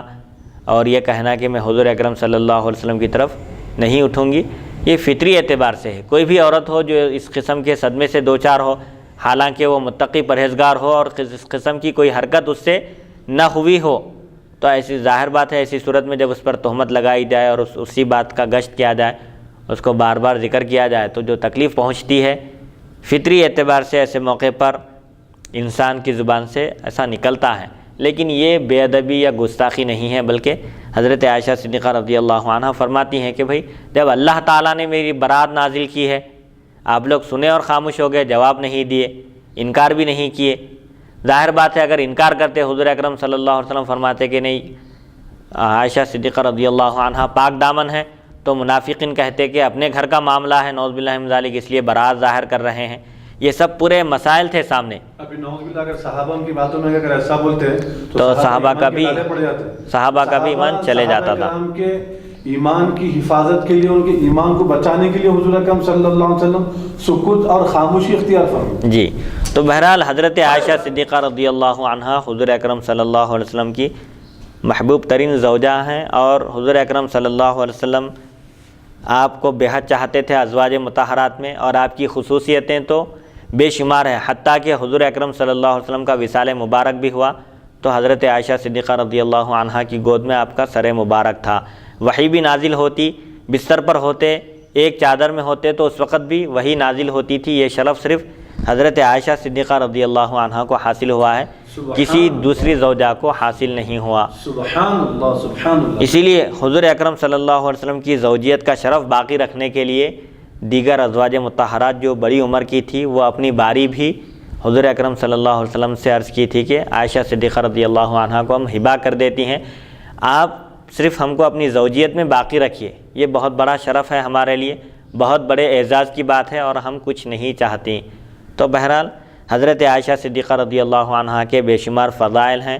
آپ حضرت صدیق اکبر رضی اللہ عنہ کی صاحبزادی ہیں۔ اس سلسلے میں ایک واقعہ بھی ہے بخاری شریف میں کہ ازواج مطہرات میں دو جماعتیں تھیں، دو پارٹیاں تھیں۔ ایک پارٹی میں حضرت عائشہ صدیقہ، حضرت حفصہ اور غالباً حضرت زینب بنت جحش تھیں، اور ایک میں چونکہ جملہ 11 ازواج مطہرات تھیں، جن میں سے حضور اکرم صلی اللہ علیہ وسلم کی حین حیات، آپ کی ظاہری حیات میں 2 زوجہ مطہرہ کا انتقال ہوا، اور جس وقت حضور اکرم صلی اللہ علیہ وسلم کا وصال باکمال ہوا اس وقت 9 ازواج مطہرات بقید حیات تھیں۔ تو بہرحال صحابہ کرام بھی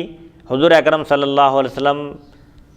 جب حضرت عائشہ صدیقہ رضی اللہ عنہا کے پاس ہوتے تو اس وقت اپنا تحفہ بھیجا کرتے تھے۔ صحابہ کے پاس تحفے تحائف ہوتے تھے تو وہ لوگ حضرت عائشہ صدیقہ رضی اللہ عنہا کی باری کا انتظار کرتے۔ جس دن حضور اکرم صلی اللہ علیہ وسلم حضرت عائشہ صدیقہ رضی اللہ عنہا کے پاس ہوتے تھے تو حضور اکرم صلی اللہ علیہ وسلم کی خوشنودی حاصل کرنے کے لیے صحابہ خاص طور پر اس دن تحفہ بھیجا کرتے تھے۔ تو دیگر ازواج مطہرات نے حضور اکرم صلی اللہ علیہ وسلم سے عرض کیا کہ آپ لوگوں سے کہیے کہ اگر اپنا تحفہ دینا چاہتے ہیں، کوئی ہدیہ کرنا چاہتے ہیں، آپ کی خدمت اقدس میں کوئی تحفہ بھیجنا چاہتے ہیں تو حضرت عائشہ صدیقہ رضی اللہ عنہا کے بعد جب آپ ہوتے ہیں تو اس وقت بھیجتے ہیں، ان سے آپ کہیے کہ جہاں کہیں آپ رہیں اپنا تحفہ بھیج دیا کریں۔ تو حضور اکرم صلی اللہ علیہ وسلم نے فرمایا کہ عائشہ صدیقہ رضی اللہ عنہا کے بارے میں تم لوگ مجھے تکلیف مت پہنچاؤ۔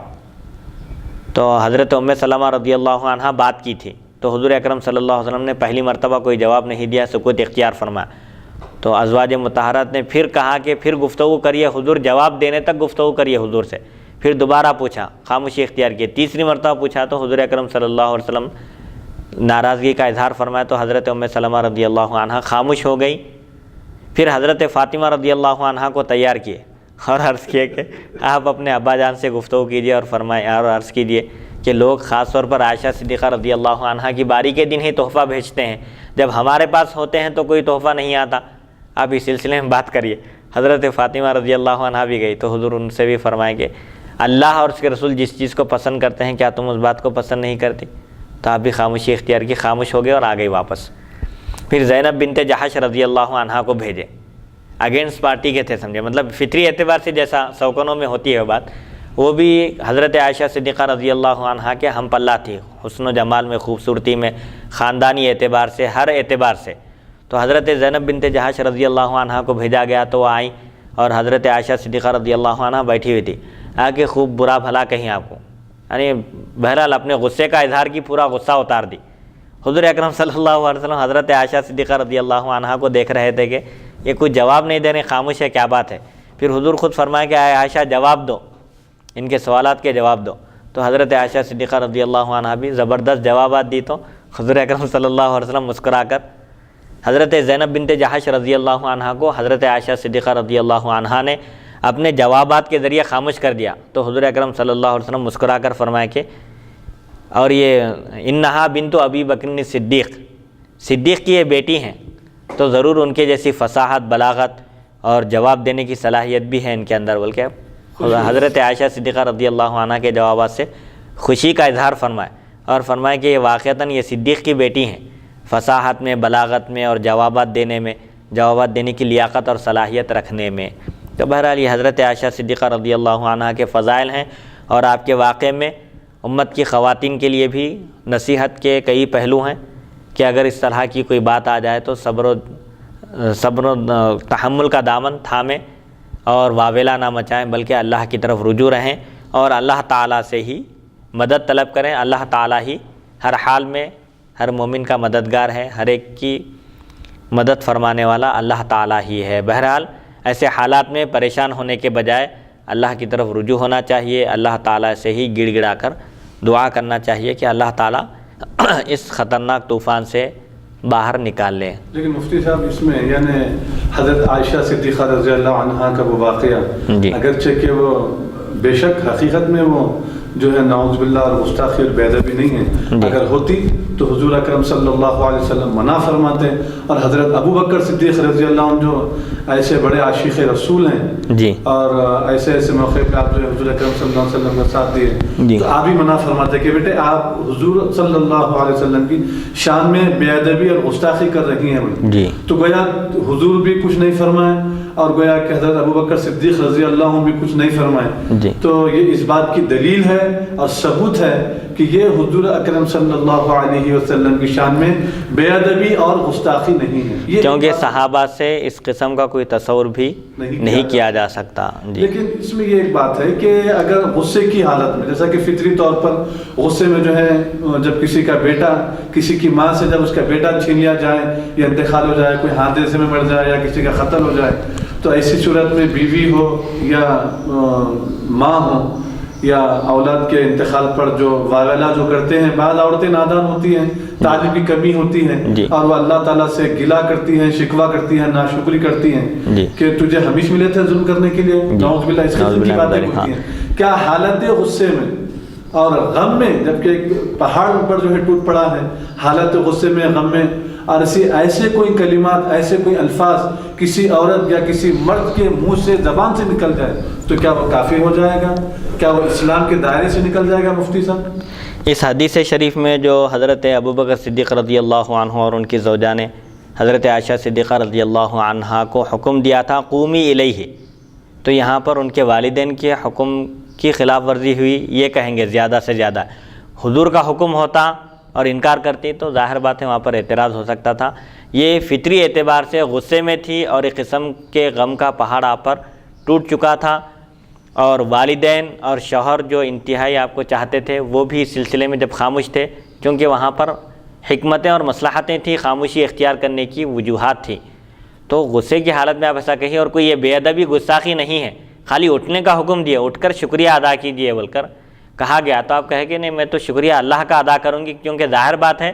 اس نے میری پاک دامنی کا اظہار فرمایا ہے، اس نے میری برات کا اعلان فرمایا ہے، اس میں کسی قسم کی کوئی بے ادبی ہے نہ کسی قسم کی کوئی گستاخی ہے۔ البتہ اب موجودہ حالات میں یا کبھی بھی کسی بھی وقت اگر کسی کو نقصان ہو جائے، کسی کے اولاد کا انتقال ہو جائے یا کسی کا کچھ نقصان ہو جائے زبردست، اور وہ غصے کی حالت میں بھی کہے تو اس کا مواخذہ ہوگا، گرفت ہوگی، کیونکہ انسان مرفوع القلم یعنی صرف 3 صورتوں میں سے گرفت نہیں ہوگی، پکڑ نہیں ہوگی، بچہ ہے، بالغ ہونے تک وہ مکلف نہیں ہے۔ ایسے ہی ایک شخص نیند میں ہے، نیند میں بڑبڑایا، نیند میں کچھ بھی بول دیا غلط سلط بات تو مواخذہ نہیں ہوگا۔ ایسے ہی مجنون ہے، جنون پاگل ہے، جنون ختم ہونے تک اس پر احکام لاگو نہیں ہو سکتے، ورنہ شرعی احکام ہر حال میں ہر مسلمان کے لیے، خوشی ہو یا غم، مصیبت ہو یا راحت، آزمائش ہو یا بہرحال، ہر صورت میں کسی بھی صورت میں کوئی مسلمان احکام شریعت سے بالاتر نہیں ہو سکتا، ہر حال میں۔ اسی لیے حضور اکرم صلی اللہ علیہ وسلم نے ایک موقع پر فرمایا، حضرت ابراہیم آپ کے صاحبزادے رضی اللہ عنہ کا جب وصال ہوا تو آپ نے فرمایا آپ کی آنکھ سے آنسو جاری تھے۔ ایک صحابی نے عرض کیا یا رسول اللہ صلی اللہ علیہ وسلم آپ رو رہے ہیں، آپ کے آنکھوں سے آنسو جاری ہے، کیا آپ نے ہم کو رونے سے منع نہیں فرمایا؟ تو حضور اکرم صلی اللہ علیہ وسلم نے فرمایا کہ میں نے تم کو رونے سے منع فرمایا ہے، لیکن کیسے رونے سے؟ جس رونے میں جزا فضا ہو، شکوہ شکایت ہو، رو رہے ہیں اور واویلا مچا رہے ہیں اور اللہ پر کیا کچھ نہیں کہہ رہے ہیں، جیسے عام طور پر عورتیں کہتی ہیں ہم ہی ملے تھے کیا، ہمارا ہی گھر ملا تھا کیا، ایسی باتیں نہیں بولنا ہے۔ حضور اکرم صلی اللہ علیہ وسلم نے ارشاد فرمایا دل رنجیدہ ہے، غم زدہ ہے اور آنکھ سے آنسو جاری ہے، لیکن ہم اپنی زبان سے صرف وہی بات کہتے ہیں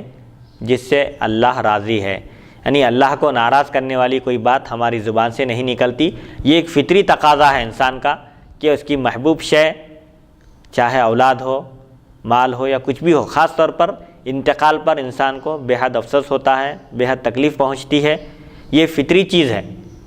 تو اس پر رونے سے منع نہیں کیا گیا، انتقال پر رونے سے منع نہیں کیا گیا۔ البتہ دور جاہلیت کا طریقہ اختیار نہیں کرنا ہے، نوحہ کر رہے ہیں، بال نوچ رہے ہیں، چاہے بالوں یعنی گریبان چاک کر رہے ہیں، کپڑے پھاڑ رہے ہیں اور کچھ ایسی، ہاں یہ سب غلط ہے۔ رونے سے منع نہیں کیا گیا، البتہ جزا فضا نہیں کرنا، اللہ کی مصیبت، اللہ کی جانب سے جو مصیبت آئی ہے اس پر صبر کرنا چاہیے۔ بہرحال اس واقعے میں بہت ساری نصیحتیں ہیں سب کے لیے۔ حدیث نمبر 3318 حدثنا بندار بن ابی عدی عن محمد بن اسحاق عن عبداللہ